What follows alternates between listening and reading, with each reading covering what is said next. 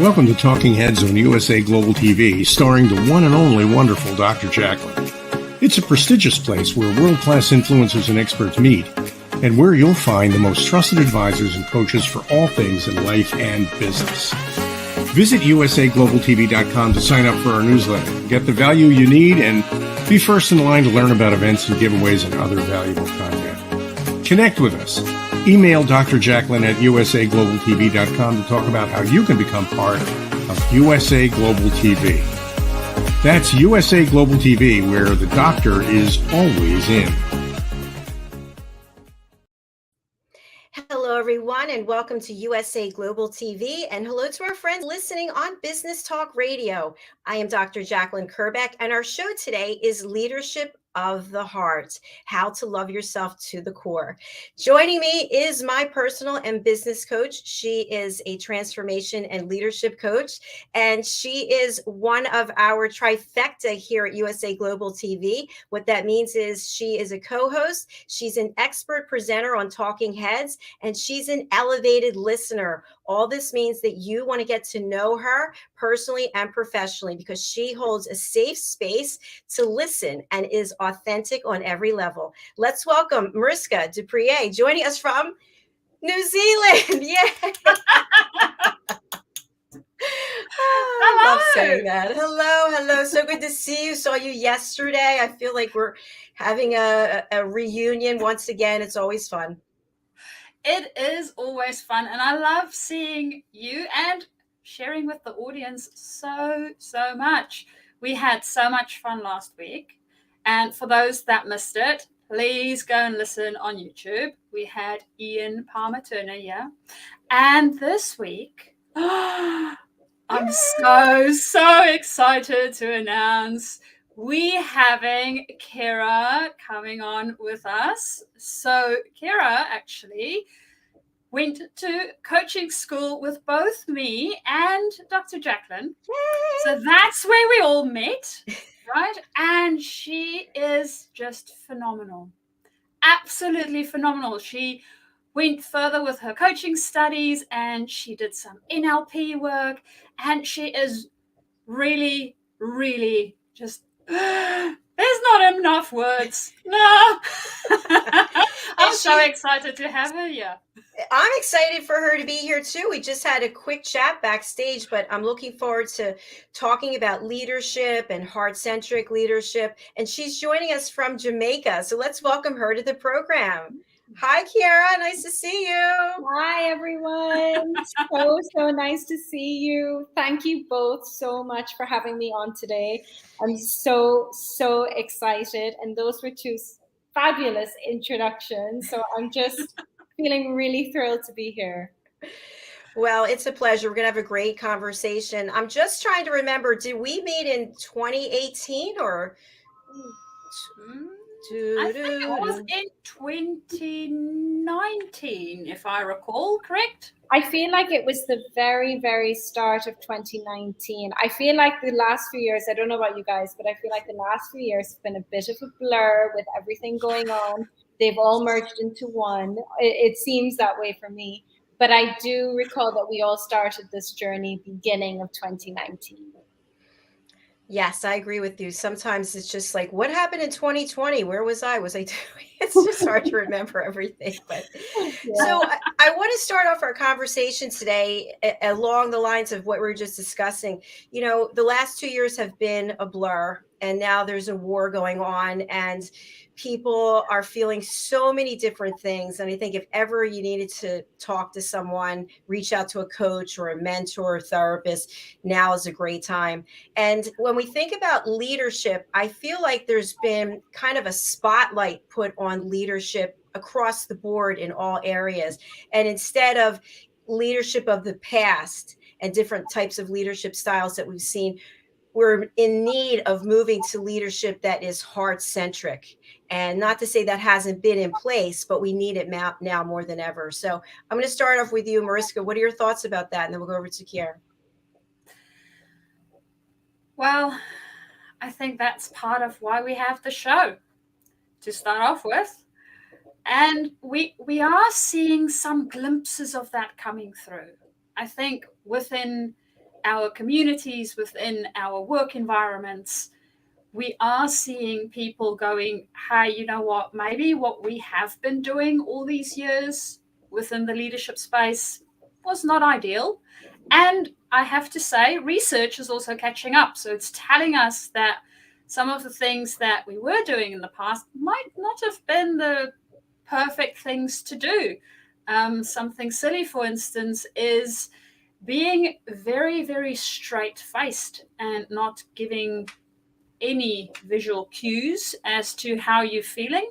So when I think of some interactions I used to have with some leaders, if there is a difficult conversation going on, you'll just get a very blank facial expression. And it didn't feel like I was being heard, or even that this person cared. They might have, but it didn't feel like it. So even those type of things in research, we're now seeing that there's some very key things that we can start to change and actually bring more humanness into the space. What do you see, Ciara?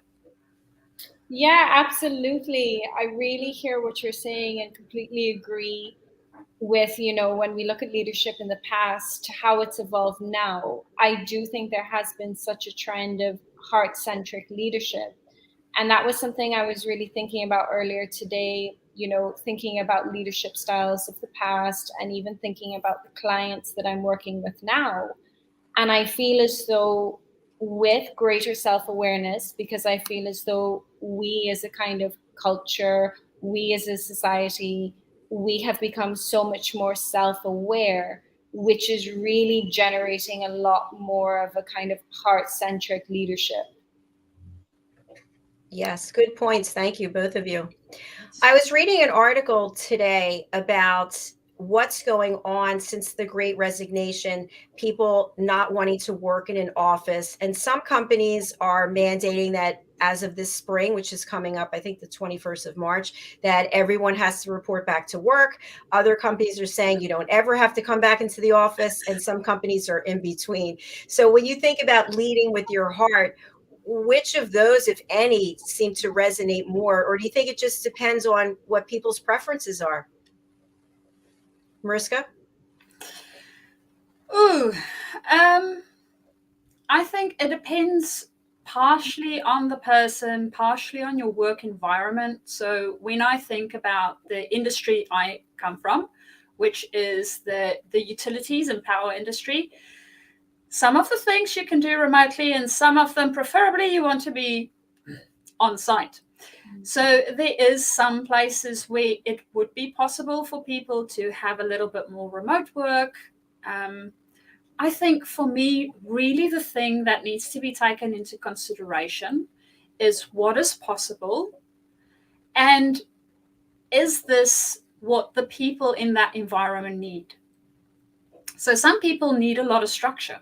They want to get up at 7 o'clock, or preferably before 7 o'clock, but get to work at about 7, 8, right? And go home a certain time and feel like that's their work day and that's them sorted out for the day. Whereas other people want a little bit more flexibility, maybe work until about 2 o'clock in the afternoon, take a break for the afternoon, and then start working about 6, 7 at night again, because that's the way that their energy works better and flows better. And I think taking that into consideration, both for our working environment as an individual as well, knowing where we function best and whether our work environment can actually provide that. Because in some cases, as I mentioned, the industry I'm from, I mean, there's just no way that I could do some of those things remotely, right? So I had to be on site. What do you think, Ciara? Yeah, absolutely. I feel as though, depending on what the kind of company is doing and what arena they're in, there's going to be different needs, whether it's working remotely or having people to need to kind of come in. But just thinking about leadership and making sure that people feel connected, I think whether people's kind of prefer working remotely or whether they prefer coming into the office and having that kind of routine, I think it's really important that corporations and companies really foster and spend time on creating a sense of community, whether that's happening online and remotely or whether that's happening in person. I think we do have to recognize that everyone is different. And again, that's where self-awareness comes in, and we need to kind of respect and work with what works best for people. But in terms of leadership, just making sure that there's a huge emphasis on connection, whether that's in office or outside of. Definitely. So true. Definitely so true. Yeah, especially now with everything going on, and everything we've been through. Yeah. I think everyone wants to feel appreciated and still empowered. And obviously, outside of corporate, for example, if you work in a restaurant, you have to be there. You can't work remotely. Yeah. But in corporate, there is some flexibility. I know for me, when I was in corporate, I worked from home almost my whole career. And at one point, they were going to mandate that everyone come into the office. And I said, I will not be working here anymore. That will be it. But Ciara, I'm so interested to hear, Mariska had mentioned that in the coaching journey, you continued on. So I'd love for you to tell our audience about your background in coaching and who it is that you typically work with and how you help them. Sure, absolutely. So as you both know, I did the phenomenal goal imagery course with the both of you, and I enjoyed it so much. I absolutely loved it. And I think that it was such a fantastic foundation for coaching. And I went on to coach and have my practice for a good maybe 18 months or about 18 months. And then I just recognized that a lot of clients I was working with, there was always something holding them back. It doesn't matter if it was we were working on relationships, their career, whether they were kind of studying in school and deciding what they wanted to study. There was always something kind of at the root of them that was a really big block. And I wanted to be more skilled and educated and have really, really powerful techniques to kind of help them gain awareness on what's really holding them back and how we can push forward and just move forward with momentum, greater clarity, greater empowerment, all the good stuff. And researching, what can I do? What can I study? I came across NLP, EFT, and hypnosis. And these techniques have honestly changed the game for me. I feel it's changed the game for my clients. I have only seen phenomenal results with implementing these techniques. And it's really about kind of looking at your subconscious mind, the power of your subconscious mind, and how that's dictating pretty much everything, your thoughts, your behavior. And I have just been absolutely thrilled working with all of those techniques. And in terms of clients, the people that I work with, I feel as though most people will come to me just feeling a little bit lost or quite stuck. Those are usually the two camps that they will fall into. They're either very, very lost and quite overwhelmed. They don't know what to do next, or they're just feeling quite stuck and they recognize that they're not where they're supposed to be. And that could be in their business, in their career, relationship. And through coaching, we really get clarity on what's holding them back, what's keeping them stuck, and how to move forward, and really creating an action plan to help them just be so much more fulfilled and so much more aligned. Thank you for sharing that. And Mariska, you may be aware of these techniques. I'm just wondering for our audience, can you expand a little bit about them? I can expand a little bit on the hypnosis and the NLP. So NLP is neuro-linguistic programming. And it's such an interesting field, because what they did is it was a programmer and somebody that worked with languages that came together. And they said, well, we want to look at this and see how this works. So what they did is they looked at language and the way that we use language. And through the computer programming sort of lens, they said, well, in programming for a computer to work properly or programming to work properly, we have certain steps that we follow. So let's see whether the humans that we work with does exactly the same thing. And lo and behold, there is some similarities.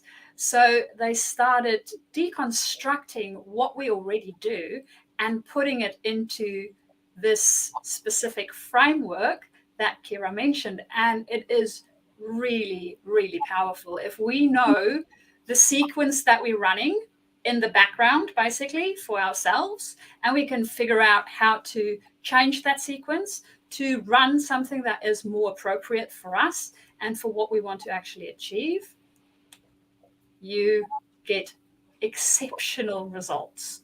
So yeah, that is really, really great. And of course, with hypnosis, I know hypnosis, there's some people that has fears that you would be hypnotized on stage and then start clucking like a chicken. This is not the case. not that sort of party trick hypnosis that's being done. It is really about looking at what it is that's going on in the background for ourselves and just bringing that into our awareness field in order for us to work on it and get it sorted out. Absolutely. Fantastic analysis of both. Absolutely spot on. Would you like to add anything to it? I will briefly mention a little bit about EFT because I feel as though that's quite linked to a big part of leadership, actually. So EFT is emotional freedom technique, and it is a fantastic, totally non-invasive technique that's really, really helpful in building your confidence, eliminating your anxiety, and any other phobias that you may have. Essentially, how it works is you're just tapping on energy systems in your body. You know, there's a few here, there's a few here. And you're tapping and you're stating exactly how you feel. So, for example, I might say, even though I'm experiencing a lot of anxiety, I deeply love and accept myself. So you're stating your fears, how you feel, you're being completely honest with yourself, you're vocalizing it, yet you're saying, I deeply love and accept myself. And, you know, when I think about leadership, I feel as though a huge part of it is really just accepting responsibility and just having radical honesty. So EFT, I think, is just such a powerful technique, and I highly recommend anyone to do some research on it and to look into it. Thank you. And I'm wondering, with hypnosis and EFT, do you have to be of the mindset that this is something that I'm open to, that it's going to work? So in other words, you know how people stick their feet in the sand and go, no, I'm not going to do that. Like with meditation, I can't meditate, I'm not going to try. So do you have to be open for these techniques to work? Absolutely. And usually what I'll ask before, you know, we get into anything, I'll always say, you know, do we have your unconscious and conscious permission to just explore this technique? And I would say that, you know, 9 times out of 10, people are really open to these modalities, techniques. You are pretty much always conscious and you're very aware of what's happening. And I think through coaching, you know, you build such a close relationship built on, hopefully, you know, trust and honesty, that by the time they're, you know, looking into these techniques, they feel ready and they're feeling comfortable and safe. And I think the great thing about EFT is you can do that on your own. You can do it independently. So that's really, really powerful in itself. How long do you have to do that? I mean, is there a time frame or something happens that you know you should stop? Okay, well, I feel as though, okay, EFT, you're fully awake, you're conscious, you know, you're tapping, it's a very active thing. And, you know, power of affirmations, I know that's a big thing in the self-development, professional development world. They say that you should really try and repeat affirmations at a minimum of maybe 10 times. So, yeah, So repetition, repetition is key to everything. Implementing a habit, implementing a belief. The more we repeat, the more second nature it becomes, the more we believe it as well. So for EFT, I would try to recommend practicing for a minimum of just 5 minutes. Just give yourself 5 minutes. Don't overwhelm yourself. If you're really enjoying it, take it up a few more minutes. And I would strongly encourage someone to practice that at least a few times a week, as much as you're enjoying it. With hypnosis, that process is a little bit different. So I will talk to a client, we'll have a really kind of in-depth, picture of what it is they're trying to achieve. That will be recorded. And I would recommend someone listening to that maybe every day for a month, because that really is a bit more subconscious. It's a little bit deeper. Very interesting. And I've never been hypnotized, but I know from watching movies where they do it, people will say, oh, I'm afraid I'm going to give you, this information or that information, or I'm going to be walking around like a zombie. But none of those things are the case, right? Absolutely not. Absolutely not. I'll be honest with you. I was looking into this course, which offered all of these modalities. I love the look of the course. And I was a bit skeptical, Mariska. I believe I was sharing this with you. I was very skeptical about the hypnotherapy. And I was just like, I'm not sure. I don't know anything about this. It sounds very gimmicky to me. And obviously, the more that I read about it, the more that, I spoke to people who've experienced it, who've done it, who've practiced it, it made a lot more sense. It really is, building a picture with a client on what they really want their life to look like. But it's also creating the picture of specific habits, specific behaviors, specific actions, which again, as you know, is really similar to coaching. It's really getting those specifics and creating a very vivid picture.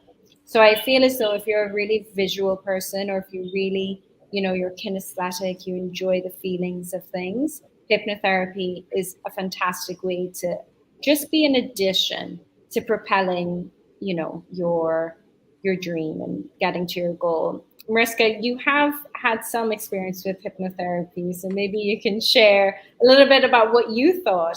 How was your experience with it? Well, my experience of it is that you're always in control. Mm-hmm. So you are there, you can think for yourself. All of that is still happening. I do know that there is some people that can actually hypnotize themselves too. So when you think about when you go to sleep at night, that time period just before you sort of fall asleep, our brain goes into the same brainwave pattern as when we would be in hypnosis. So basically, the only thing with hypnosis is that our brain goes into a different pattern than when we are fully awake. And because it goes into that pattern, there's things that we can suggest to it to help us to change behaviors or to change things that we want to be changing. So we can actually do it to ourselves too. It is the hypnosis process is only helping us to get into that state of being. But if you do it just before you fall asleep, that wee little piece in there, if you are lucky enough to sleep like most people, or otherwise in the mornings when we just wake up, those very, very, you sort of feel the fog and the memories of your dreams are still lingering. Your brain is still in that brainwave pattern too. So those two areas, we naturally go through them. And those are times that you can actually hypnotize yourself if you would like. Absolutely, absolutely. And fun fact that quite a lot of people don't know, I did not know this, for the first 6 to 7 years of our life, we are actually in that hypnosis state because our brain waves have not fully developed. And that is, a big part of why throughout childhood, that young, early stage, we are so impressionable and we form so many of our beliefs and so many of our kind of, perceptions of things. So absolutely. I'm learning quite a lot from you ladies. Thank you.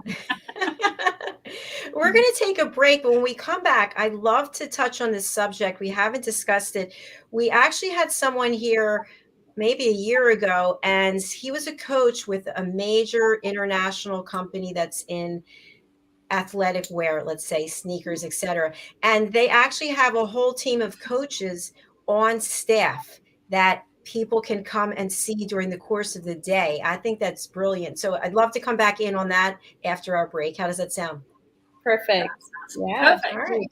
We'll be right back. Stay here with us on USA Global TV and Business Talk Radio. Take a moment. Take a moment. Take a moment. Take a moment. Take a moment. Take a moment. Take a moment. Take a moment. Take a moment. Take a moment. Take a moment. Take a moment. Take a moment.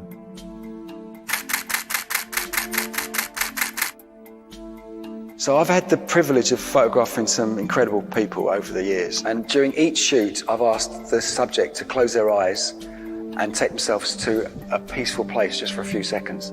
I've found that this really helps to refresh the energy between the camera and the subject. They had an energy that was quite special and quite different from the rest of the shoot. The collection grew, and now it feels the right time to use it for something good. I think it'd be amazing if we could help to raise awareness and involve people in the discussion about mental health. So what we're asking to do is for everyone to upload their own self-portraits. All of these portraits will become part of a massive artwork. I'm really excited to see this project go from hundreds of pictures to thousands of pictures. Essentially, an ever-evolving artwork that says we're all in this together. Close your eyes and take a moment.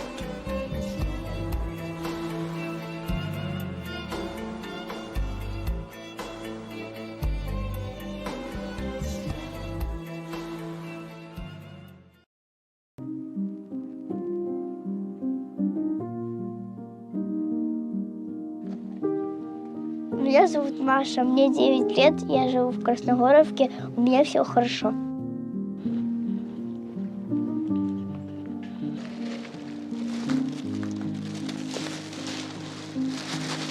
Кушать у нас есть, пить у нас есть, сахар у нас есть, все есть. Только дров не хватает.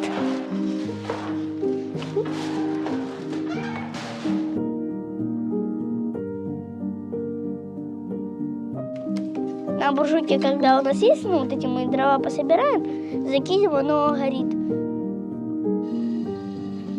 Например, в 10 запалили, в 11 закончили, вода нагрелась, и все, и мы купаемся. В наш дом 4 было прямых попаданий, так что мы боимся. Человека даже осколками поранило, забрали в больницу с 6-го подъезда соседа, так что мы тоже боимся, у нас много деток. Деваться нам некуда, нас никто нигде не ждет.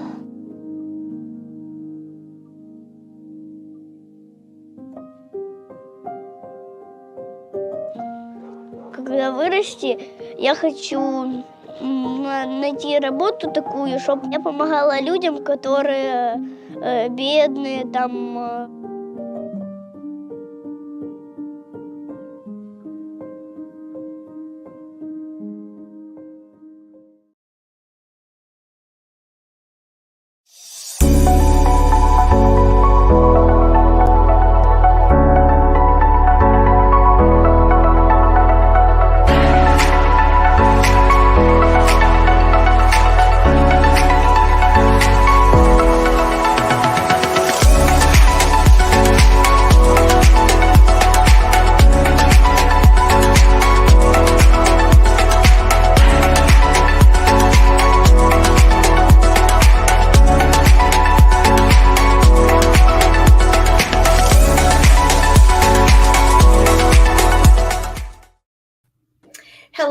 Welcome back to USA Global TV and Business Talk Radio. Our show today is Leadership of the Heart, and we have two experts here with us today, Mariska, my co-host, and our guest, Ciara. And before we went to break, I was just teeing up the idea of what about having coaches on staff at organizations? What are your thoughts? Who wants to start with it? I think we'll start with Ciara for now.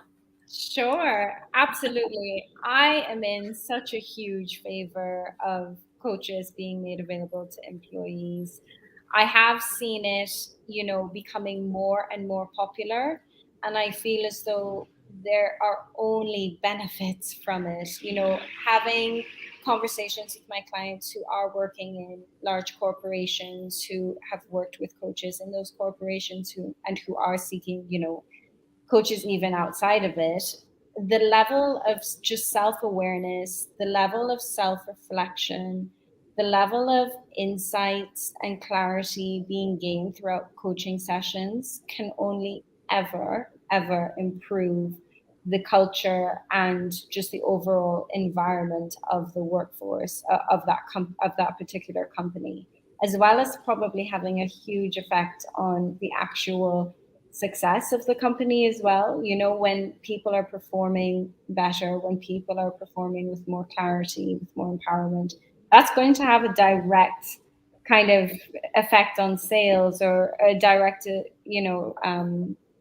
effect on the actual success of the company. So 100% in favor. For sure. I totally agree. I think the only thing I could think of as to why someone might not be interested in this is because their peers would see them asking for help, but asking for help is a good thing. Right? It's a good thing. Absolutely. So Mariska, what would you like to add to that? And why aren't more companies doing it? Is it just the cost? So one of my friends, and I think this is something that sometimes we just need a small seed and a little bit of water and nourishment, and it grows. So one of my friends started their own coaching journey, and they were within an organization at that stage that didn't have any coaching in the organization at all. And they actually now have embedded into the organization's DNA coaching. So they have coaching for their leaders learn certain coaching skills to be able to take that to their teams. They have team coaching. They have it within all of their processes. So onboarding for them as an organization, they've implemented that coaching into that process. So what we're really doing with coaching is we are trying to set up those around us to be their best. And isn't that what you would want in an organization, for the person to bring their very best to the table every single day? Because, I mean, if we bring our best every single day, just imagine what we can actually do. Absolutely. We can create so much. So that to me was just, I was in awe when I saw what one person can do if they really want to change an environment. So it is not only our leaders that we need to look to, it is ourselves too, because we can also lead. And we need to remember that. Thank you for sharing that. I agree. One of our guests that we've had on here a couple of times on another program, his name is Fred. He's written a book about leadership, and that everyone is a leader. Regardless of you have the title of leader, you have the opportunity every day to help motivate, inspire, encourage someone, be there for someone. What are your thoughts about that, Ciara? Absolutely. I actually wrote down the other day that so much of leadership is reliant on self-leadership, because if we're able to lead ourselves, then chances are we can lead anyone. So I do feel as though one of the first pillars of being a phenomenal leader is really, really learning how to lead yourself, create visions for yourself, kind of create momentum and inspire yourself. So absolutely, yeah. Thank you. Mariska, do you want to add anything to that? I absolutely want to underline self-leadership. Yeah. It's so important. Being able to, well, the big thing is, if we are self-aware, if we know what works for us, it makes it so much easier for us to communicate to those around us. So if I know what I like, or don't like. And somebody comes in and they say, hey, would you like chocolate ice cream? I'll be like, I would love ice cream. I'm not sure about chocolate though. I'm not a fan of chocolate ice cream. I literally am not a fan of chocolate ice cream. We have to close out the show then. Sorry. I'm taking it you like chocolate ice cream then. I don't eat ice cream, but if I did, it would be chocolate. Yeah, see. So knowing ourselves, being self-aware and understanding what it is that where we fit, what we like, how we use our energy, all of those elements of it makes it so much easier for us to then interact with other people around us and start to understand where they fit and how they work. And then we have a team. And when we have a team, of course, we go off and do great things. Because without a team, a leader isn't really anything. And without a leader, the team is most probably just going to turn in circles. Absolutely. Like a spinning top, just round and round. Yeah. We actually have time for one more question before we close out the show. And this is something I think would be helpful for people all over the world. If a person is in a leadership position where they have people under reporting to them, I should say, and the leader themselves is really going through a hard time questioning his or her, journey in life or what's going on right now, or maybe they have to deliver some difficult news. What are some things that leaders can do so that they don't take how they're feeling and their insecurities at the moment and they have a lot of responsibility and then put it on the team? Any thoughts about that? Ciara, you can go first. That's a great question, because I feel as though that's a kind of common occurrence. There's going to be so many times where we might be in a position where we're guiding people, yet there could be a lot of turbulence, or there could be, a bit of distress in our own personal lives. And we need to really be careful about how that's being managed. I would say there's a few things that someone in that position can do. And the first thing would be to really spend some time independently with themselves, feeling what they need to feel, and taking the time to really, really practice some self-compassion, practice some self-reflection, practice some true self-care to really, really refill their own cup. Because it's very, very hard to do anything for anyone if we are feeling a lack. So I would say the first thing that is in order is to really spend time just refilling your own cup. And then, Excellent. yeah, and the second thing I would suggest is just really taking a look at building up your resilience, building up your emotional resilience, really thinking about how you can just strengthen your kind of emotional maturity. What about you, Mariska? I think it sort of interweaves with what you've just discussed, especially in both points, actually. So there's some research that they did to have a look at how we act or interact with other human beings and how we catch emotion. So if I'm a leader and I'm going into a space and I'm stressed out, I'm unsure, I'm feeling really tense, my team is going to catch it. Even if I'm trying to hide it, they will still catch it. Mm-hmm. Because we see something is off, right? We notice, there's something isn't quite right. We don't know what the not quite right is. And then it actually almost feels like it makes it worse.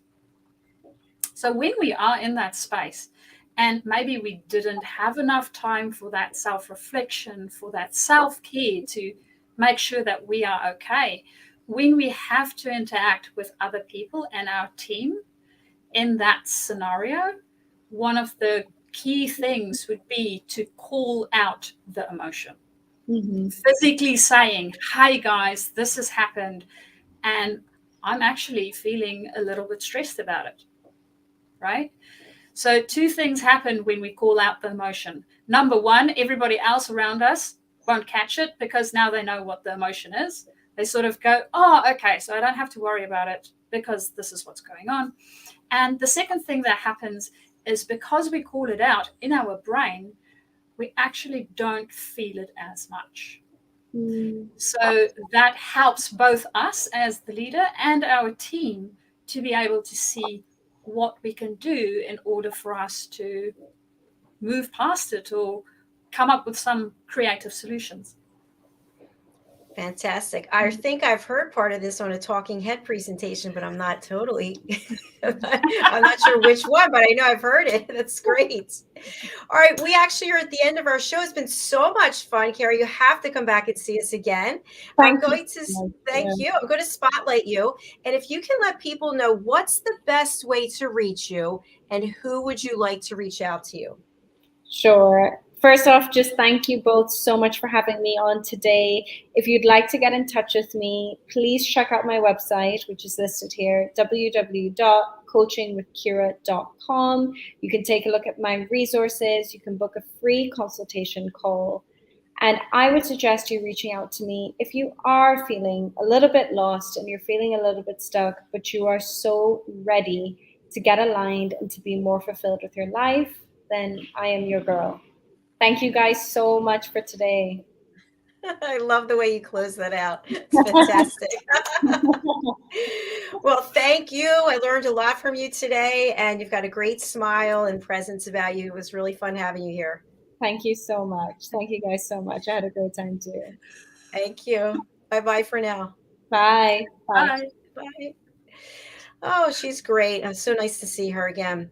And Mariska, I'm going to spotlight you. What's the best way for people to reach you? Tell them, please, about your expert presentations that are coming up on Wednesdays and what they can expect by watching Talking Heads as well.